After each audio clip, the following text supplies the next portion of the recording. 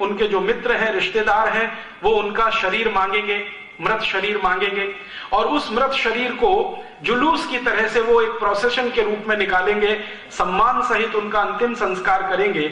और ऐसी भावना भड़केगी अंग्रेजों के खिलाफ कि शायद पंजाब से हमें भागना पड़ जाए, हो सकता है कि एक बहुत बड़ा भारत हमें खाली करना पड़ जाए। तो अंग्रेजों की संसद में जब ये सब तरफ से बहस हो गई, एलआईयू की रिपोर्ट भी आ गई, और एलआईयू की आखिरी रिपोर्ट थी कि अगर भगत सिंह जी को फांसी होती है और उनका अंतिम संस्कार सम्मान के साथ नागरिकों को करने का मौका मिलता है, समय मिलता है, तो ये तय है कि पूरा पंजाब जलेगा और अंग्रेज सरकार बचा नहीं पाएगी अपने आप को, क्योंकि अंग्रेज सरकार के नीचे काम करने वाले जो हिंदुस्तानी हैं, उन्होंने संकल्प ले रखा है कि वो बगावत शुरू करेंगे। एक एलआईयू ऑफिसर ने तो यहां तक लिख दिया कि 1857 में भारतवासियों से एक गलती हो गई थी, वो हमारे लिए बड़ी अच्छी हुई और भारतवासियों को भारी पड़ी। वो गलती क्या थी आप जानते हैं?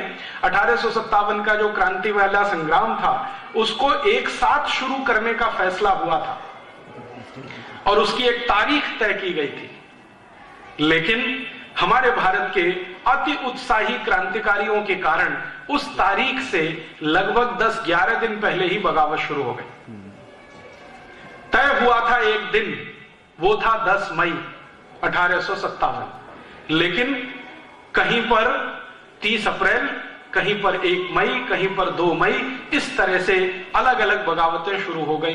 बैरकपुर की छावनी में अलग तारीख को, कलकत्ता में अलग को, मेरठ में अलग, दिल्ली में अलग। तो ये जो अलग अलग शुरू हुआ, इससे अंग्रेजों ने आर्मी की ताकत से उसको दबा लिया। जो एक साथ 10 मई को शुरू होता तो अंग्रेजों की ताकत नहीं थी कि वो उसको दबा पाते। तो एलआईयू के एक ऑफिसर ने लिखा ब्रिटिश पार्लियामेंट को कि जो गलती हो गई हिंदुस्तान के लोगों से 10 मई 1857 को, वो गलती अब वो ठीक करना चाहते हैं। भगत सिंह की फांसी का दिन तय किया हुआ है, उसी दिन सारे देश में एक साथ बगावत होगी अंग्रेजों के खिलाफ। तो आप कुछ ऐसा करिए कि ये बगावत ना होने पाए।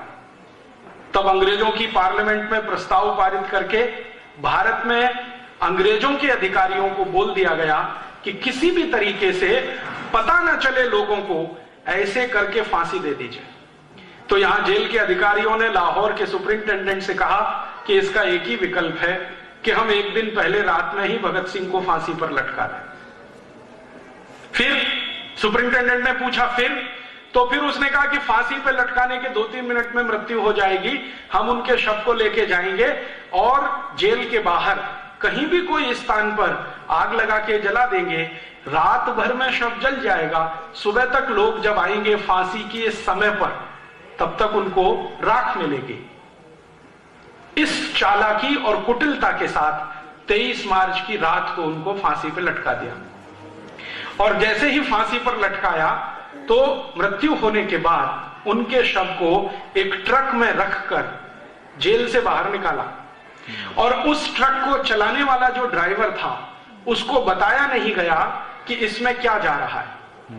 उसको यह कहा गया कि तुमको ये ट्रक लेके जाना है, पीछे ट्रक में कुछ लोग बैठे हैं, उनसे बात नहीं करनी है, वो कुछ काम करेंगे, आपको उनके साथ कुछ सहयोग करना है, संवाद नहीं करना है। ट्रक के ड्राइवर को शक हो गया कि ऐसा क्या है कि मैं बात नहीं कर सकता। वो ट्रक का ड्राइवर अक्सर जेल के लिए सब्जियां लेके आता था, अक्सर जेल के लिए सामान लेके आता था।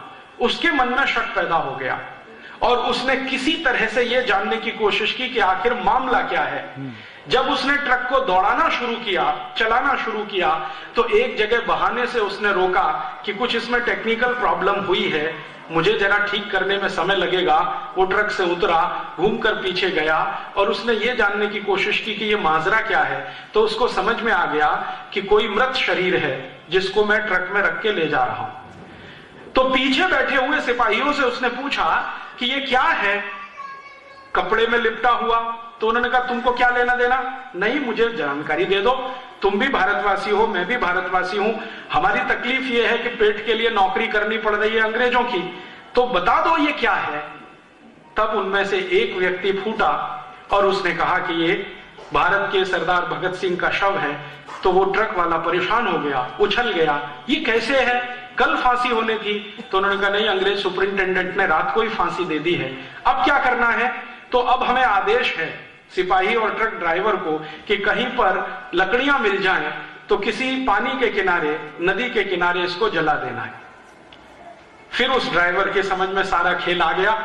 उसने कहा ठीक है, मैं ऐसा कोई स्थान चुनने की कोशिश करूंगा जहां पर हम ये सब कर सके। इतनी देर में उसने योजना बना ली। लाहौर से ट्रक को भगाता हुआ वो लाया और कहां पर? हुसैनी वाला पहुंचा। हुसैनी वाला आप सब जानते हैं, अमृतसर के नजदीक है, भारत पाकिस्तान बॉर्डर पे है।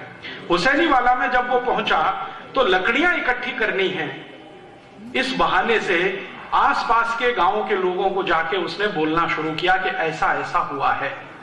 तब लोग वहां से दौड़े और लोगों को दौड़ाते दौड़ाते वो लेके आया वहां तक।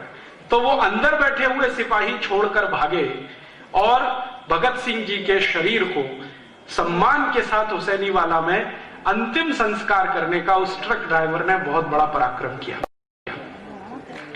अंग्रेजों की सरकार ने भगत सिंह को एक दिन पहले फांसी सिर्फ इसलिए दी कि उनको डर था कि बगावत हो जाएगी और हम यहां रह नहीं पाएंगे।